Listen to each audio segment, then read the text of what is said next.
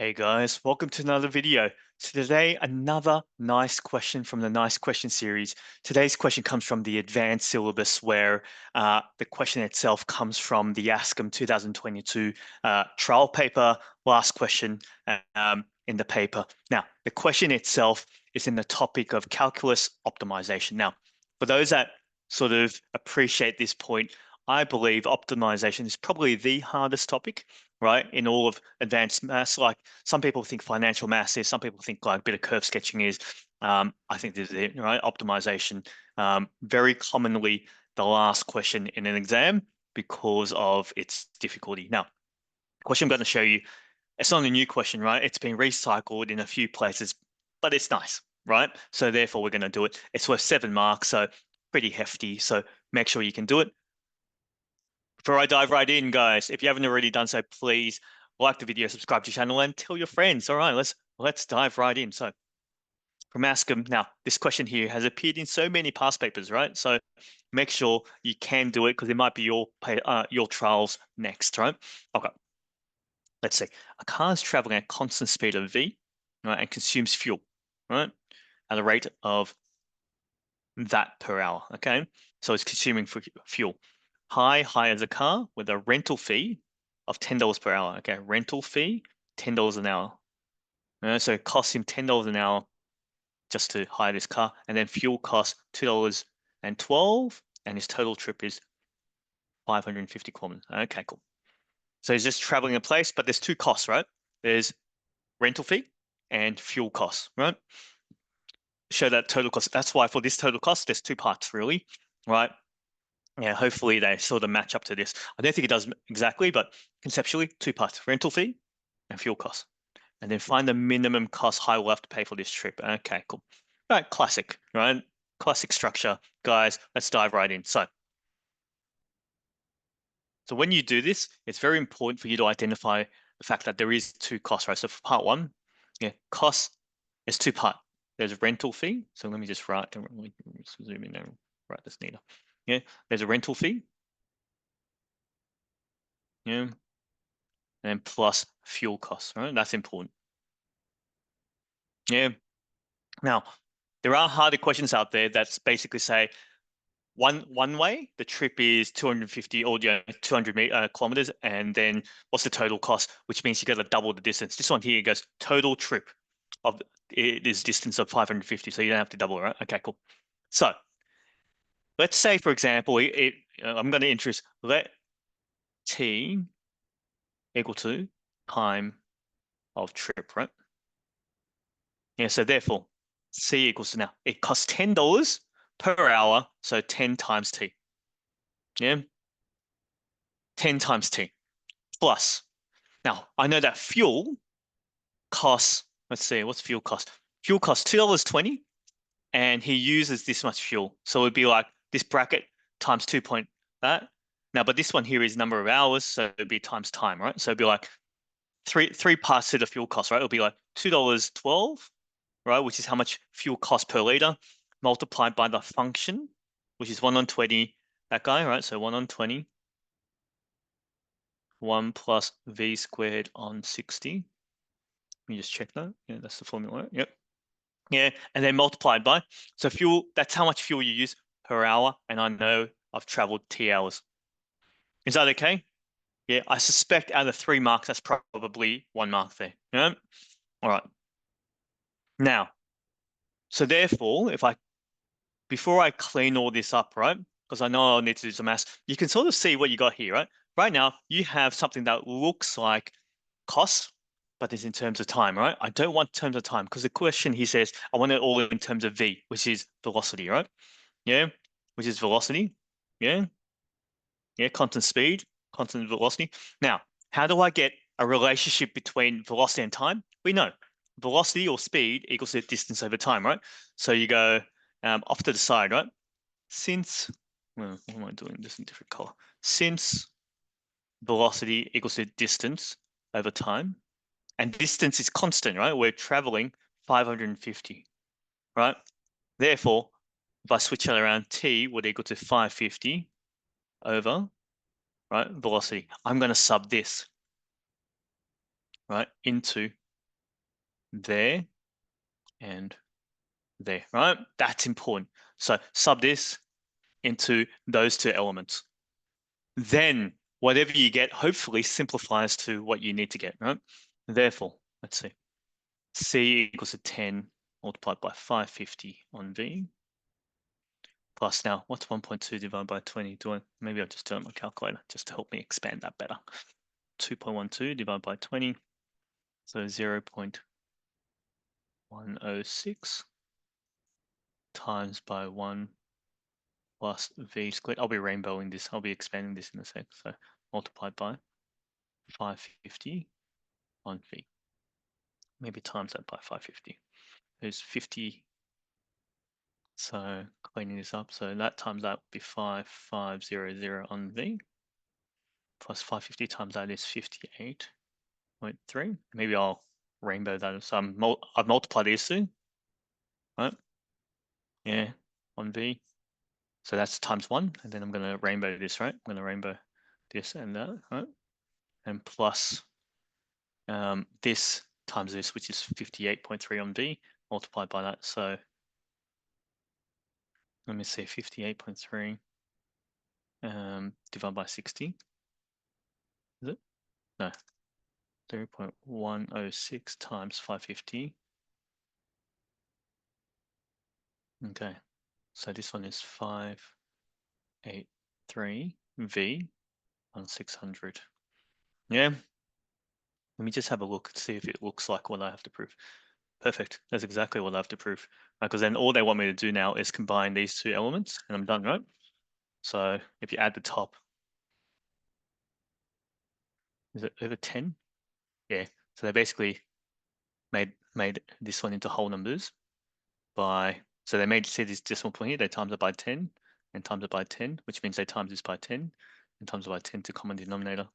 So you get 55000 plus 5, so 5, 5, 5, 8, 3, all over V plus 5, 8, 3, V.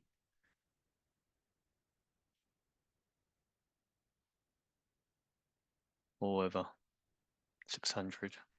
Therefore, that's what C equals to. Yeah. I'll check it in a sec, but I'm pretty sure that's what it is. Zoom out. 5, 5, 5, 3. Perfect. All right. So guys, I guess the hardest part about this question is basically identifying or introducing a new variable t, right, which is a time it took, right? Because everything is in terms of time initially. It took like you basically multiply 10 by t to get the rental fee, and then you multiply your fuel usage by t, and then replace the t with velocity equals the distance over time, make time the subject, sub that in, and algebraically, you should get what you want. Now, even if you couldn't get part 1, you can definitely use part 1 to differentiate and do part 2. So let's go about doing that now. Right? So part 2, right, we have C equals to this expression. So 5, 5, 5, 8, 3 over 10V plus 583V over 600, right? I'm going to go down now. The 4 steps, as always, when we're doing optimization, are find the equation to differentiate. Done. Step 2, differentiate and solve. Step 3, test for max min or determine nature. And then step 4, answer the question. Now, what are they asking for? Are they asking for what are they asking for? Minimum cost. So they're actually asking for the cost and not the velocity at which cost is minimized, right? So let's do this. So DC. Well, before I do this, maybe appreciate that when I do differentiate that guy there, sort of comes upstairs with a -1, right? Do you mean? Yeah, bring it upstairs. So when I differentiate this, so DC dV equals to goes upstairs. So then it becomes -1, bring down negative, so negative 55583 v to the power -2 all over 10. Differentiate it, that's linear, so it just becomes 583 on 600. Yeah. So let's see. Okay, so let's solve this, right? So set that equal to 0. It's not pretty, not pretty. Let's see what I get. So I'm just gonna move maybe 5, 5, 5, 8, 3, v minus 2, all over 10. Right, if I move that over, it's positive, right? So 5, 8, 3, and 600. Just nasty, right? So if that was 1 on v squared, then if you made v squared the subject, right? So if I sort of said, remove that, put v squared down here, times the v squared up, and then move all the 600 and 583 this way, you sort of get like, okay, let's see what you get. Yeah, 600 times by 5, 5, 5, 8, 3 over 10 times 5, 8, 3. Now, I don't think it's meant to be pretty, but let's see. Now, speed, right? This is positive only, so I'm just going to square root it after I punch it in my calculator.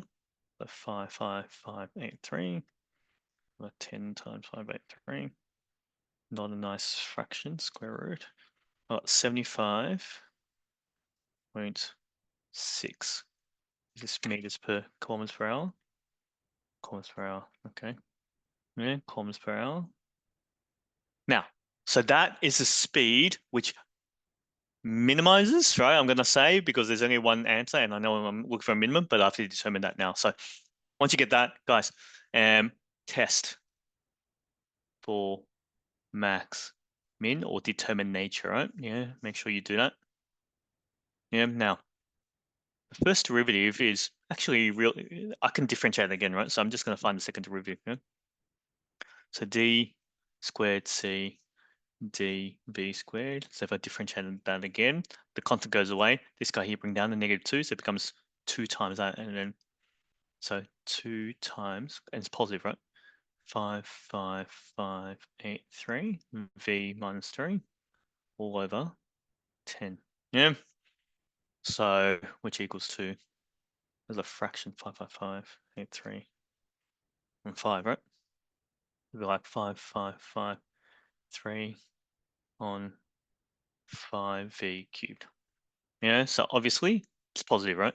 Yeah, when v equals to 75.6, d squared c, it's definitely positive, right? V squared 5. Now it doesn't really matter what the value is in terms of number and magnitude. I just care about the signage, so that's 75.6, which is, if I go 75.6, so 55583 divided by 5 divided by another 75.6, it's equals to 147, right? Which is greater than 0. So therefore, greater than 0, second derivative greater than 0, it's a max, right? Maximum. Oh, wait a second. It's greater than 0, no, it's a min, right? Yeah, because it's happy face. Yeah. Thank God. Right. Minimum cost when velocity equals to 75.6. Yeah. Now, once you do that, step 3 is done. I've tested for maximum. Step 4, answer the question. I need to sub that into the cost formula. Where's the cost formula? Back up there, right? Now, I rounded it off, which is really bad of me. So, just for completeness, yeah, make sure you use an unrounded number. Because once you do, therefore, minimum cost equals to, right? Will be like 55583 over 10 times. Now, V, in this case, it's 75.6, right? But try to use the unrounded off number just in case. All over 583. Once again, I'll use the rounded. So I'll write the rounded, but try to punch it in the unrounded. Yeah. That. If you punch that into your calculator, you get equals to 146.99. Yeah. 99. That's what the answer's saying, right? So make sure your rounding is right. Yeah. To nearest cent. Guys, how's this question? So I think it's nice because it's quite common. And you know what? A lot of students, when they see this, can't do it. Yeah, because there's no diagram, there's no sphere, there's no pyramid, no cylinder, etc. That's what they're used to as a hard question. This one here, hard in different way. The hardest thing is definitely trying to get the expression for cost in the start and then making it look like what they want. Guys, hopefully that was okay. If you like that, like the video, subscribe to the channel and tell your friends. Thank you very much. I'll see you in the next one.